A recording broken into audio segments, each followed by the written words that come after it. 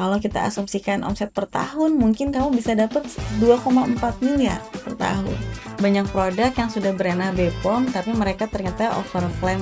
Berpikirnya bukan untuk putih yang instan, tapi untuk sehat yang jauh lebih panjang.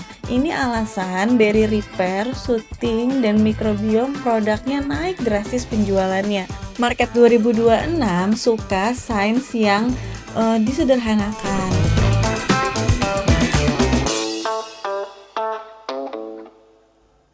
Hai Beautypreneur, selamat datang di Podcast Dream Lab episode keempat. Ruang ngobrol santai tapi penuh makna seputar beauty industry. Banyak yang masih anxiety dan ragu nih, masih oke nggak ya bikin brand skincare yang perkiraannya ini udah rame banget. But you are not alone. Kamu harus denger yang satu ini. Banyak yang bilang market udah penuh. Menurut Kadila sendiri, apakah masih potensial bisnis skincare di 2026 ini?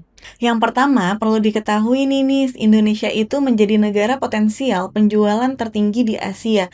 Ada 286 juta jiwa. Bayangin, kalau kamu mendapatkan market 10% aja, itu kita punya market 28 juta orang. Kalau misalkan 1% aja, itu kita punya 2.860.000. Kalau misalkan 0,1% berarti 286.000. Kalau 0,01% berarti kita bisa jual 28.000 per bulannya. Kalau misalkan di 0,001% aja berarti itu di 2.860 pieces per bulannya. Dengan perhitungan asumsi harga produk di 70.000 dan market per bulan, jika terjual 2.860 orang beli satu pieces produk kamu, berarti kurang lebih kamu udah punya 200 juta per bulan. Kalau kita asumsikan omset per tahun, mungkin kamu bisa dapat 2,4 miliar per tahun. Ya, jadi itu benar-benar memang masih sangat menggiurkan sekali. Wah, menarik banget dan ternyata sepotensial itu ya cuannya. Menurut Kadila sendiri gimana nih kondisi dan kebutuhan pasar skincare sekarang? Sekarang, customer lebih percaya dari testimoni terdekat mereka, mencari produk yang bisa menyelesaikan masalah kulit yang spesifik nih, Nis. Nah, dan market sekarang lebih detail, mencari tahu ingredients dan manfaatnya dari produk tersebut. Makanya banyak brand yang menggunakan kayak opinion customer, contoh target marketnya yang potensial yang mana. Seperti itu, contoh ya, misal dia spesifik masuk ke Gen Z dengan positioning yang beda, misalnya fokus ke edu beauty-nya, community-nya, atau bahan yang dia skin investment. Jadi dia lebih berpikirnya bukan untuk putih yang instan, tapi untuk sehat yang jauh lebih panjang. Masuk ke caruk yang lain yang justru belum banyak digarap, contohnya seperti skincare dewasa usia 30-40 tahun yang benar-benar fokusnya adalah untuk skin barrier, anti-aging, produk perawatan pasca treatment klinik misalnya, lalu juga skincare yang aman untuk ibu hamil dan menyusui, lalu juga untuk pria aktif dengan kulit berminyak atau sensitif gitu. Dan juga mungkin khusus produk dibuat hanya untuk orang yang melakukan pekerjaan di luar ruangan, seperti itu. Jadi, intinya mulailah jangan banyak ragu, jangan tergoda harga murah, tapi buatlah produk yang sesuai dengan keinginanmu, serta menyelesaikan masalah dan menjadi solusi dari target market yang Anda bidik. Nah, Kadila, boleh banget nih spill produk, mungkin tren formula apa yang akan booming di 2026 nanti? Market 2026 tidak lagi mudah percaya klaim nih, karena kemarin di 2025 sudah terlalu banyak produk yang tadi kita bahas di awal, yang kamu katakan bahwa banyak produk yang sudah beredar BPOM tapi mereka ternyata overclaim setelah melakukan pengujian. Oleh karena itu, generasi sekarang lebih cerdas, mereka akan fokus terhadap ingredients dan manfaat produk yang lebih spesifik. Jika di 2025 masih fokus pada produk glowing, maka di 2026 market lebih memilih fokus kulit sehat jangka panjang. Karena yang digadang-gadang sekarang adalah anti tua. Iya, seperti itu. Maka mereka market mencari pertama mungkin yang membuat barrier lebih kuat, yang membuat kulit lebih tenang, tidak rewel, tidak sensitif.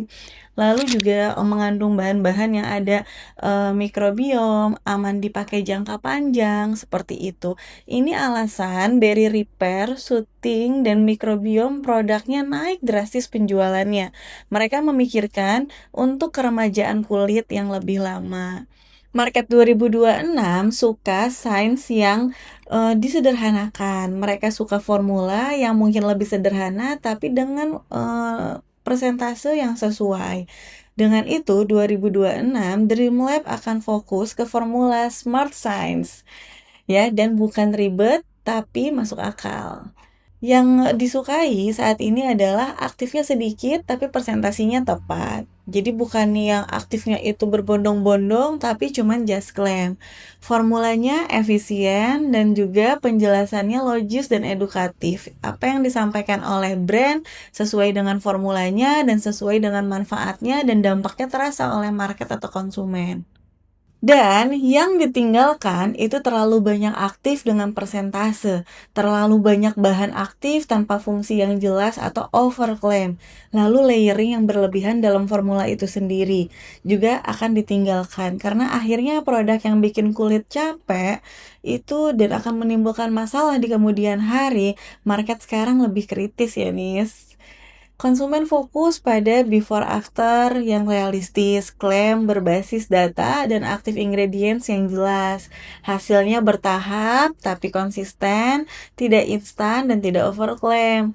Layering juga tidak berlebihan dan akhirnya ringan di kulit. Akhirnya tampak terlihat bahwa kulitnya itu adalah kan lebih sehat dan lebih jangka panjang gitu untuk kesehatan kulitnya. Produk yang menang skincare dengan narasi what it fix, flow it works, when you'll see results. Seperti itu nih. Nah, itu deh tipsnya dari saya.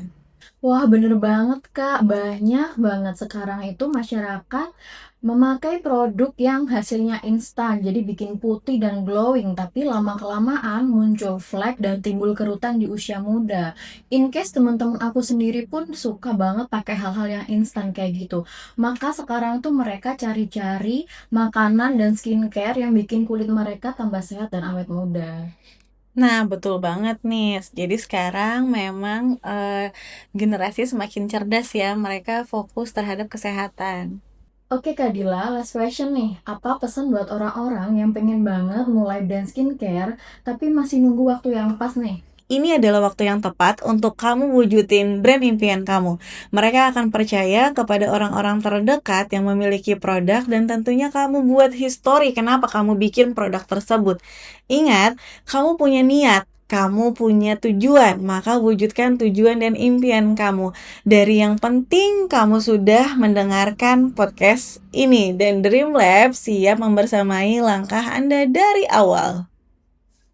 Waktu pas itu nggak akan pernah datang sendirian. Di 2026, kamu yang ciptain momen terbaik untuk maju. Ketika yang lain masih berpikir, kamu udah maju duluan. Curi start lebih dulu. Seru banget nih obrolan kita hari ini sama Kak Dila. Kalau kalian dengar podcast ini sampai akhir, tentunya kalian udah siap nih punya brand skincare sendiri, ya kan?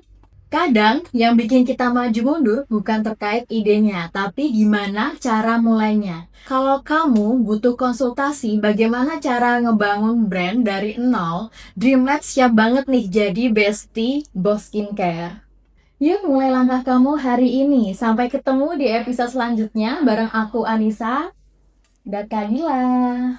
Dream Lab, tempat mimpi skincare kamu jadi strategi nyata. Buat kamu nih yang gak mau ketinggalan insight terkait bisnis skincare, nah jangan lupa subscribe YouTube kita Dream Lab Official. Thank you.